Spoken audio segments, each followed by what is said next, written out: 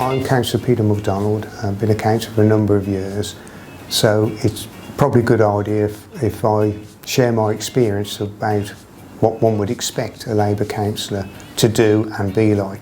A Labour councillor has to respond to any complaint, anybody of any interest, no matter how minute, how silly you might think it is.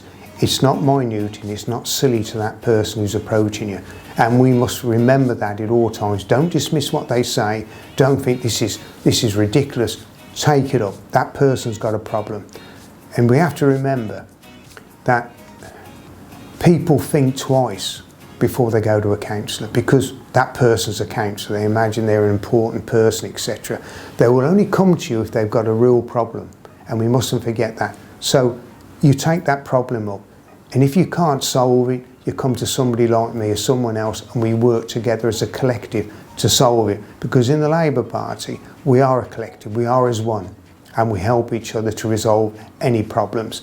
And as well as that, a Labour councillor is expected to attend all meetings you can, because you need to attend meetings to find out exactly what's going on in your district. You need to know the priorities, you need to know the problems, and if you don't go to those meetings regular, then you're really out of touch. And going to those meetings as well gives you a lot of experience. You learn about how other people resolve their problems. You hear about how other local authorities have installed this, implemented this or the other. That's been very successful. I can remember going to a great number of meetings, and for the first time it was down Christchurch way. I was at a meeting and someone said down there they had these figurines, these little statues of young children, and from a distance they look real. And from that meeting I managed to get those figurine statues installed where I live in Rubery, and they've become a bit of an icon. People love them. But without going to those meetings, I would never have known about I could get these proper figurines outside schools to remind motorists to slow down. There's children in this area. I've done other sorts of things as well. I've gone to meetings and found out that you could implement 5-ton weight restrictions. We were told below 7.5 tonne you couldn't. Only in some parts of Birmingham implemented 5-ton weight restrictions in Rubery only about a year ago. I think we're the only place in the county probably who's got a 5-ton restriction, because you can actually do it. I can recall years ago being told you can't have 20-mile-an-hour restrictions in certain roads, it's got to be blanket. And I can recall going to meetings and learning from other Labour people, from other authorities, you can. And in the area I live, all our schools have got 20-mile-an-hour restrictions outside of them.